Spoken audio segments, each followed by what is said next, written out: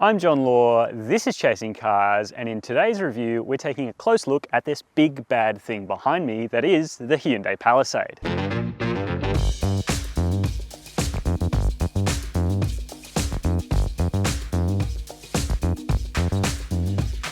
Now, it's been on sale for some time in the USA, but it only landed in Australia at the beginning of 2021, and you guys went along with Tom Baker to check out this car's range-topping Highlander variant on its launch.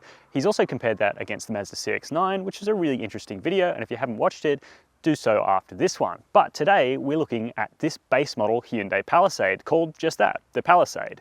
It costs $60,000 here in Australia before on-road costs, and it has a 3.8 litre V6 under the bonnet. And the question is, does it offer good value at that money, or are you worth spending the extra cash and getting that more opulent Highlander variant?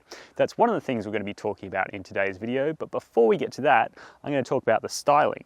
Because while it's not exactly my vibe, it is quite interesting. It's got a real Americana look to it. It's very chunky, square, kind of like a proper body-on-frame SUV, and the front end kind of looks like an angry orc, at least in my book. But you can let me know what you think of the Palisade's looks in the comment section down below, and if you're down there, we'd also love it if you could hit subscribe. And now we're going to jump inside the Palisade and see what the interior is like. Now, it's a pretty good story on the inside here of this base model Palisade, but it's important to remember that although this is a base model, it's still $60,000 plus on-road costs, which puts it at about the same price as a mid to upper spec Hyundai Santa Fe, this car's smaller 7-seat sibling. And inside the interior of the Palisade, it's pretty good. You do miss out on some things that you get in the Highlander, but on the whole, it feels like quite a complete specification. You've got decent materials up on the doors and nice comfy armrests, and you've got leather appointed seats as well. That's all great. The driver's seat also gets electric adjustment, which is nice to see, though there's no memory function or heating or cooling. And also the passenger seat doesn't have any height adjustment, which is a little bit annoying. So there's a few reasons you might want to spruik $10,000 more for the Highlander, which apparently most people are happy to do. But what about the rest of the cabin here? You've got this nice steering wheel, which is sort of half a generation old in Hyundai terms, and the cabin in general is half a generation old, or at least it kind of feels that way. You don't have full digital dials that you get on the latest Santa Fe. You get a 7-inch digital screen in between that also shows up the blind spot monitor cameras that you do get on the digital dashboard equipped cars, but less cool. It doesn't replace the speedo, just got analog dials for that. But yeah, it feels pretty complete. You've also got this crisp 10.25-inch touchscreen, which has decent graphics and runs a pretty straightforward infotainment system, but there's no wireless Apple CarPlay. You've got to connect with a cable. Luckily, there are plenty of USB ports and plenty of practicalities in this thing. You've got this slide back tray where you find the first USB port. You've also got 2 deployable cup holders, and just in general, you've got a lot of storage. Under this armrest as well, you've got another USB port, a little tray for keys and odds and ends, and the actual bin is super deep. And it's got a flock line bottom, little extra touch that's nice. You've also got this massive cavity beneath this floating, I guess, cockpit kind of thing going on here. I can't think of the word off the top of my head, but it's very sort of fighter jet, but it is an 8-seat SUV, not a sports car. But anyway, it's got everything you need up here as well. No gear stick, of course. You've got these buttons instead, which work fine in practice, take a little bit of getting used to. You've also got your drive mode selector, which is one way you can tell this car apart from an all-wheel drive car, because it's only got drive modes on here. It doesn't have the switchable terrain. So overall, the front seat of the Palisade is actually pretty well equipped for the base car. The only real glaring omission I can see is the lack of seat heating on colder days. That matters, but really in Australia, it's not the biggest deal. And you do get the reward of having a really nice Infinity sound system across all grades. So let's jump in the back seat and see where this Palisade really kills it. Usually this is the most boring part of a car for me, but in a car like the Palisade, the rear seats are actually kind of exciting. I know that's a weird thing to say, but there's a lot going on here, and there's quite a few clever touches that just make it a nice place to be. Starting, of course, with the space on offer. It's insane. It's a big car, it's got a really square, boxy appearance, and that really pays off. I'm 6'2", and I've got so much headroom, it's not even worth mentioning because it's not an issue at all. Maybe in the Highlander with a sunroof, if you were wearing a top hat, it would be not that great, but that's a pretty rare scenario. I've also got plenty of legroom behind my driver's seat, and of course, masses of tow room. Now, I've currently got the middle bench set pretty much in a middling position, so not too far forwards, not too far backwards, but it does go forwards and backwards, so all the way forwards and a long way backwards. You've also got a reclinable backrest as well, so you can really relax if there's only 4 or 5 of you in the car, which is great, especially on a long road trip or something like that. But even in its sort of fairly conservative position, there is heaps of space on offer, and the middle seat, although is a little bit higher than the outboard seats, no issue because the roof is so low and there's almost no transmission tunnel to talk about. What about technology back here? Well, you've got a couple of clever touches, as I mentioned before.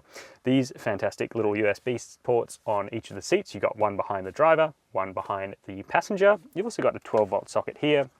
So you've got a decent amount of charging that you can do for iPads and stuff like that to keep the kiddies entertained, or adults.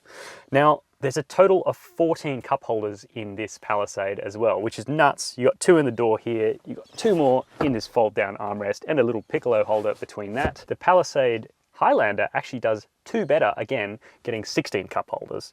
And you've got your own climate control back here, but you do miss out on heated seats for the second row. That's another little nicety that the Highlander brings. But overall, as a car that you're going to be carrying 5 people in, this is supremely comfortable. So let's see what the third row is like, shall we? Now, getting into the back is supremely easy for a couple of reasons. Firstly, the back door opens to almost 90 degrees, so anyone can get in, and it'd be super easy to load baby seats. The other reason being that the rear seats actually fold electrically. You press these little buttons in, the backrest goes down, and they slide a little bit forward, which is really nice. And then you find that there's heaps of space on offer. 6'2", again, behind a comfortable position for me in the second row of seating. I have plenty of headroom here. I've also got heaps of legroom. The only slightly compromised space is toe room, but really it's more than you get even in a sedan. Now, there's a couple of options we've got to talk about back here as well, because you can get the up-spec Highlander with a captain's seat arrangement where you have 2 seats in the middle and 3 seats in the back, which makes getting in even easier because you can basically just walk through the middle of the seats. So that's great, and it's another option. But as it is, as an 8-seater, it's amazing. There's so much space back here. The wheel arches do encroach a little bit, but they work quite nicely as an armrest, and you've got 2 more cup holders on either side. Now, you've got to be pretty skinny to fit in the middle seat to be the 8th occupant, but really that's going to be reserved for kids, basically, because adults are unlikely to be back here. But yeah, even if they were, they'd be super comfortable. Again, USB ports, air vents, and the airbags actually deploy a really long way back in the Palisade, which is a great touch and is a point of difference over the slightly smaller Santa Fe that is worth considering for your family's safety. Now, around here, the Palisade is a little bit of a tamer looking vehicle than at the front. You lose that angry orc and you get something slightly anonymous. You do get the spaced out lettering, which has become very trendy. I don't think it looks bad per se, but I don't think it's anything particularly special. And I think the CX-9 looks a little bit better. You can let me know in the comment section down below what you think. Now let's pop that boot lid, which is not power operated on this base model. Again, you have to spruik the extra 10 grand or so for the Highlander. Not going to be a problem if you're of a fairly tall height, because you can easily reach that and pull it down, and it's not a heavy operation. But if you are a shorter person, it's definitely worth considering going for the Highlander for that electric tailgate. Now, what do we have back here? So normally we have to choose between having decent boot space and having 7 seats, or in this case 8 seats. But the Palisade does a really cool trick of, despite being only actually 10 centimeters shorter than a Mazda CX-9, it manages to pack in 311 litres of boot space with all 3 rows in operation, which is really great. And that's better than something like a Toyota Corolla or a Mazda 3 hatchback, even with 8 seats. So you get the space of, you know, almost 2 cars for the actual footprint of just a bit more than 1.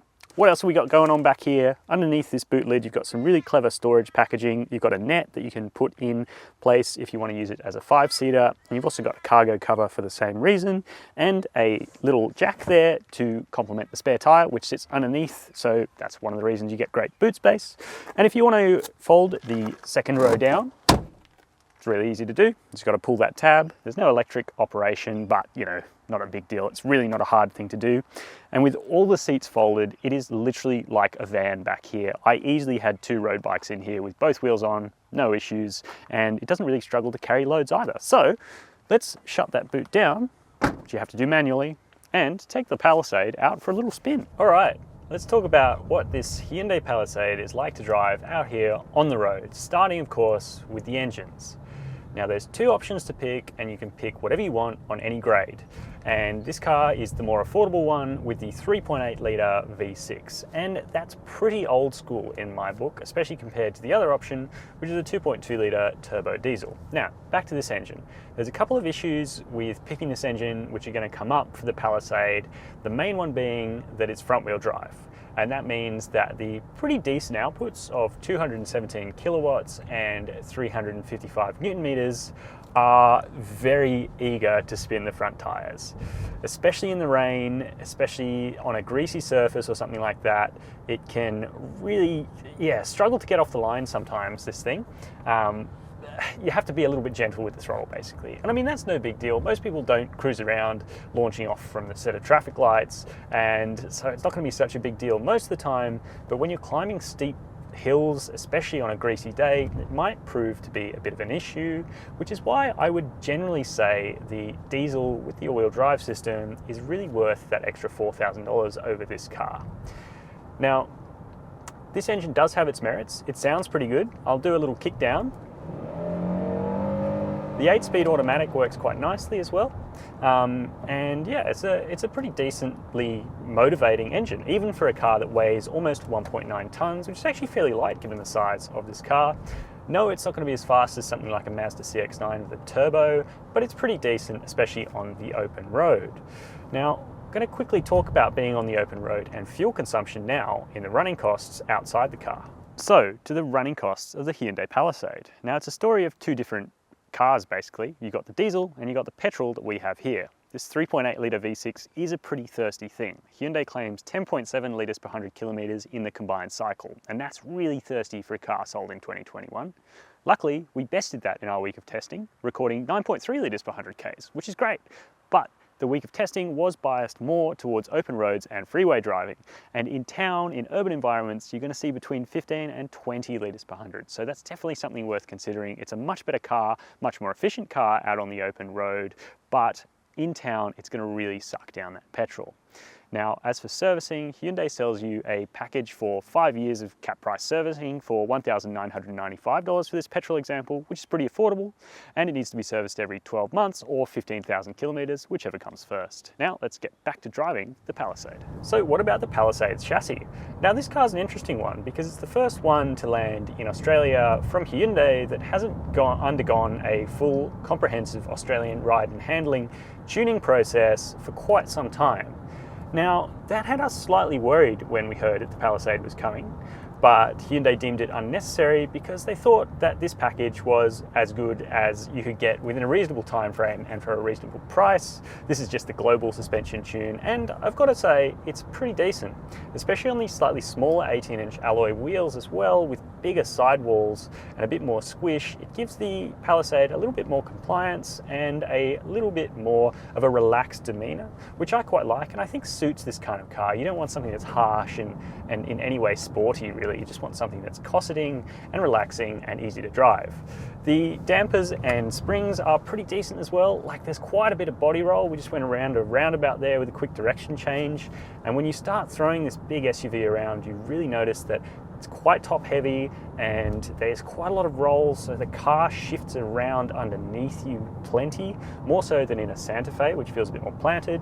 But then you've got to temper that with the fact that you can carry 8 people in this thing. So it's not a sporty car by any means, and it doesn't really make any bones about being sporty, especially in this base guise. It's definitely more about carrying people in comfort than being sporty. That said, left at sort of 5-6 tenths on a good country road, it does adopt quite a nice little gallop. You can roll through high-speed open corners nicely, and it never feels unsafe when you're driving at those speeds. But turn it into a corner that tightens on you, and it does start to feel a little bit wayward, perhaps more so than a Mazda CX-9, which just feels that little bit more polished in terms of cornering prowess. But again, we've got to temper that with the fact that it's an 8-seat car. It's not about going around corners quickly, and so as it is, I reckon the Palisade's really fit for purpose. And at high speed on the freeway, it's a very serene car. The ride really settles down at speed and just feels nice and flat and simple, and yeah, quite happy to live with this car. In suburban settings as well, it's shown up really well in terms of ride quality. Sharp-edged hitch don't make their way into the car, though you can sometimes hear the rear suspension working, especially with the third row folded down, where that creates a bit of an echo chamber.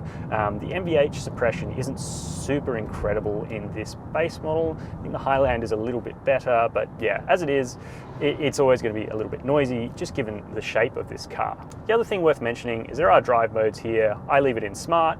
Now, if you get the all-wheel drive, diesel-powered car, you also get the option of terrain controls, but this car doesn't have it. It's just Sport, Eco, Normal, and Smart. And again, Smart's where you're probably best off leaving it, and don't bother controlling the gearbox with the paddles really, because the 8-speed doesn't seem to have the greatest shift logic. It doesn't blip the throttle on the way down, so it can be a little bit jerky when you're downshifting, coming up to a corner. Again, best just leave it here, leave it in drive, and just cruise about on your daily business, and it's really great for that. Now, as for safety, the Palisade is pretty well equipped, but there are some things about it in Australia that make it difficult to recommend on pure safety terms. So it doesn't get a 5-star ANCAP rating. In fact, it doesn't have an ANCAP rating yet. It's not clear whether it's going to be tested, and if it were to go through the testing procedure, it may not get 5 stars due to a lack of center airbag. But on the adaptive safety front, it's pretty well kitted out. So you've got AEB with front and rear functionality, you've got rear traffic alert, adaptive cruise control, and a lane keep assist system, which defaults to on every time you start the car. And yeah, it all works well. Like most of Hyundai's Smart Sense safety tech, it's pretty well polished in the general scheme of things, and it works quite well, and it makes driving the Palisade quite a relaxing experience, or rather adds to the relaxing experience that is driving the Palisade. So I'm quite happy with it. Just make sure you test drive the diesel if you're considering buying the petrol, because it may just sway you over the edge with its extra refinement in terms of absolute grip and slightly more correct character in the way it delivers power. But you can let me know in the comments section down below whether you like that or whether you like a wobbly petrol V6. So what do we think of the Hyundai Palisade in base model form? Well, it's actually a much more complete package than perhaps I was anticipating. Still gets a really good stereo and a lot of features, including leather seats that are really rather nice at $60,000. It does miss out on a couple of things. Seat heating is a big one, and also the option to choose a slightly different color of leather, though I'd probably just end up going with black anyway. You can let me know in the comments section down below what you'd do. But really, it's definitely worth spending that extra $4,000 to get that diesel motor that's paired with the all-wheel drive system that I think suits this car's big, relaxed demeanor a lot better than this petrol V6. But again, I totally understand if you like the sound of the V6 and the more old-school way it goes about its business. Now, let me know what you think of the Palisade in the comments section down below, and we'd also love it if you could hit subscribe and the bell icon. And as always, thank you for watching Chasing Cars.